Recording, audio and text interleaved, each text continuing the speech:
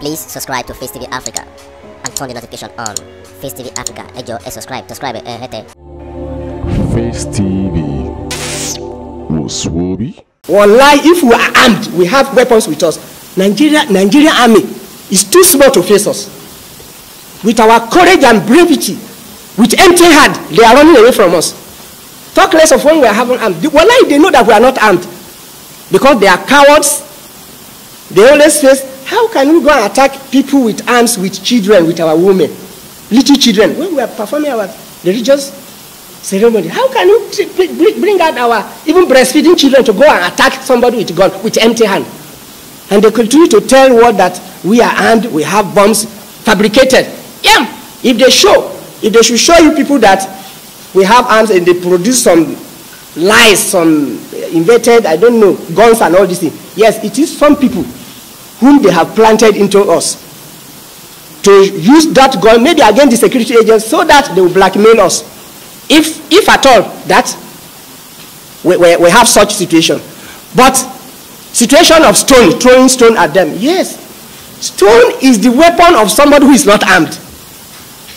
When they come and start opening, even what happened at Zuba, after the whole session, we have ended that trek for that day, and we are just in the closing prayer section. When they came with their motor and parked their motor and start opening fire at us, because they have been commanded that they should kill us. So now if we disperse without them killing any of us, they will be blamed from the top. So they came, clearly there was no any convoy of ammunition to Kaduna. They came, we have finished already. If you see the video clip, they parked their motor and vehicles and they started just shooting at us. Then we have nothing to do. And the women, the children, and those of us who have been cornered with their fire, with their gun, they have nothing to do except to take stone and throw at them. Yes, accept that we throw stones at them, but you should know that this is even the proof that we are not armed. How can somebody with gun is shooting you and then you are throwing stone at if you are armed? Similarly, during the illegal detention of our leader in Abuja, Malami Abubakar, Minister of Justice, and Lier Muhammad, Minister of Information, have been deceiving the public that Sheikh Zakzaki is in protective custody, the so-called protective custody. Very ridiculous. How can you go and arrest and shoot somebody with the remaining bullets in fact, killed him because he was killed. He was even put in mortuary. It was after some days that God revived him, he came back. How can you go and kill somebody and then arrest him and put him in your custody, in detention, and then you are deceiving? Whom are you playing with? Are we children? I don't know how you have underrated our intelligence. And then you are telling the nation, you are telling the public that he is in protective custody, that he is not under arrest. Where is his freedom? This is a public figure. This is an international figure.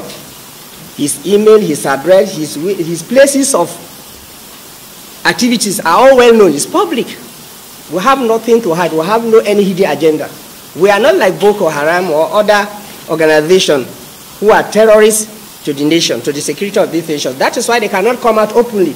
But Sheikh Ibrahim is like he's an international figure. He travels out. Once he went to University of Los Angeles to deliver a lecture. He has been invited to some university in Russia to deliver a lecture. This is international figure that moves up and down, that everywhere in the country and elsewhere in Africa and elsewhere in the world, he's well known and invited. South Africa, elsewhere. He goes there for London, I don't know, times without number.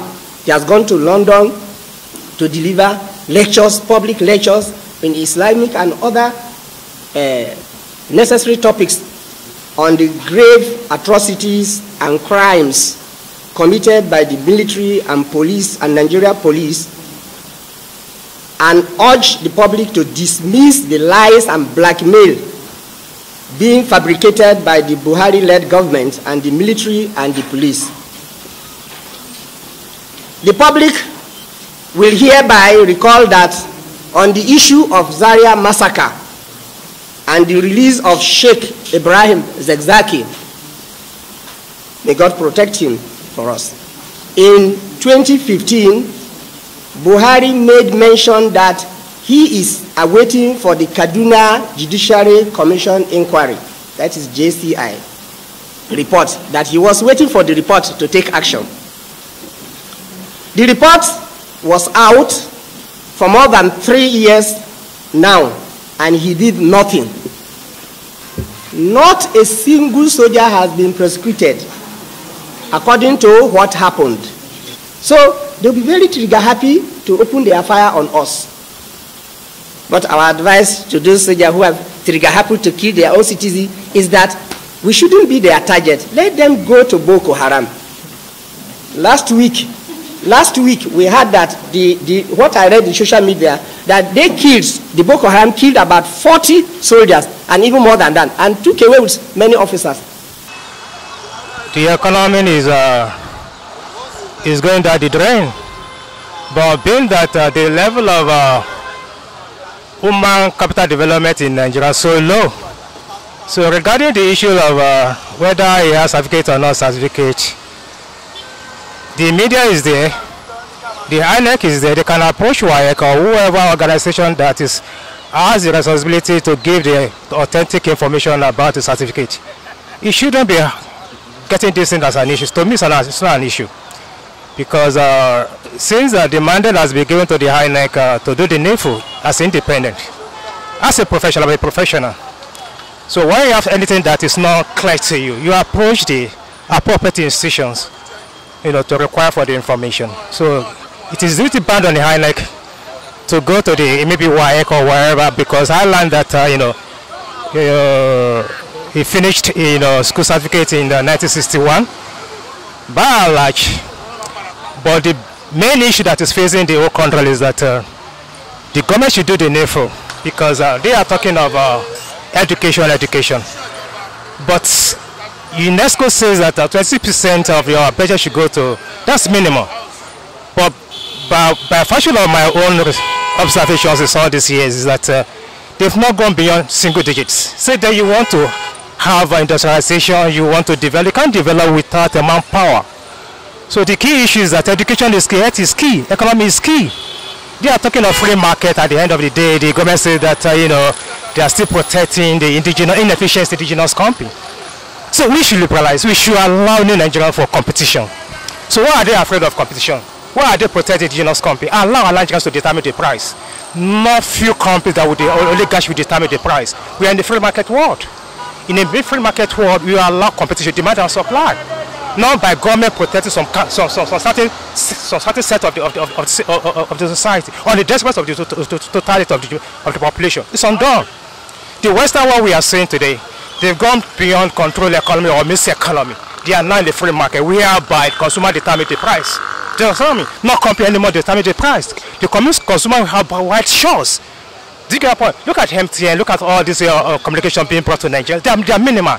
In the free market system, we have a larger play, larger sellers, larger buyers. They are few. Allow the market to determine. I get a point. So, if the government is so sincere, they are so sincere. They are after the welfare and security of the people. Do you get a point? Develop your manpower. To enslave any nation, kill education. Do you get a point? Kill education. But if you want to empower your people, invest money in education. What about if you go to our university? Nothing is there anymore. Compared to 1960, whereby people come from abroad to come and school in Nigerian universities. It's no more there because we don't have qualitative education anymore in Nigeria. So they should invest. If private company wants to come, all these private universities you are saying, go to UK, go to elsewhere. They can't compare, with all these private universities all over the world. But what are we saying? So that's what I'm saying, that a society that is not well informed, that is not well educated. Look at the rating of the, is it not a world organization, whatever, that say that out of the 157 countries being surveyed, I'm talking of human capital development, Nigeria is about 150 to 157. What are we saying? So the investors all over the world, they will look at your manpower before they come into your country, your manpower. They also talk about capital control. What is capital control? Whereby a foreign company comes to Nigeria, goes to elsewhere. Then you are saying that if you want to repatriate this money, you have to put some certain restrictions. It's not free market. Do you get a point? So do you want to tell me that the investors that invested, I'm talking about the equity investor and the debt investor, that invested in my company, they won't give you an excuse that I can't be able to repatriate my cash flows. That is why they are afraid to come to a country whereby capital control is still existing. They should remove this restriction for foreign investors to come. In a society whereby we don't allow friendly environment for companies to compete with each other, allow the international and local companies to compete. That's free market. But where we are protecting some cabal that seem determine the policy and the regulation, we go nowhere after that fact. Monopoly, you go nowhere, my brother. We go nowhere. We are in the free world. Nigeria is a big market. It's a big market. What is South Africa? What is Ghana? It's a big market. But the policy and regulation is not friendly for foreign investors. You are protecting the general stock. What are they? So Nigerians are there in the house. Look at the NEPA. The NEPA they sold to those also some few people. Is that free market? Whereby Nigerians are paying time to the last couple of their pocket. So once you have a society whereby the burden of that so high, then the society, the people in that society will be in abject poverty. Reduce tax burden to Nigerians. The tax burden in Nigeria is so high. You pay labor pay, you pay all this stuff. It's so high. I love free market. I allow choices for Nigerians to make choice. That's why I said transport, MTN and all this stuff. They are not being, they are not the best in the whole world. Allow larger sellers, larger buyers to compete, allow Nigerians to make choice. That's the issue. But we can't have it. We don't have the right people, competent and legalistic-minded people in the National Assembly and the Executive. You can't get it right. You have to get your government right. The people in government have to be competent and moral. When you don't have moral or legalistic-minded leadership, you can't get it right. But the people that are supposed to be in the National Assembly, that are supposed to do the needful for this economy, they are afraid. I'm talking about the elites. The elites are afraid because the environment is not right for them. But notwithstanding, either they like it or not, then Nigeria will determine the next future because we can't continue this way. We can't continue this way, protect some sort of cover. How long are we going to protect? It's a big market. That's what I'm saying. If you don't develop your manpower, you can go nowhere. Your manpower is key. That's why I stand about UNESCO says 20% of your this thing should go to this thing. So the issue of WAEC or not WAEC is still relevant to me. But the agency or the institution that is there to do the needful, they should approach whoever institution that is that has the mandate to verify certificate, not being play policy. It's go beyond being that the level of Nigerian education is so low. That's why people are so canvassing on it. It goes beyond that. Develop manpower. Your manpower will determine the level of your economic growth. Do you get a point? When you have your manpower so low, your GDP will be low. Your GDP will be low. It's as simple as that. But the federal government or the so-called politician, they knew that if an average Nigerian is well informed, they're in trouble.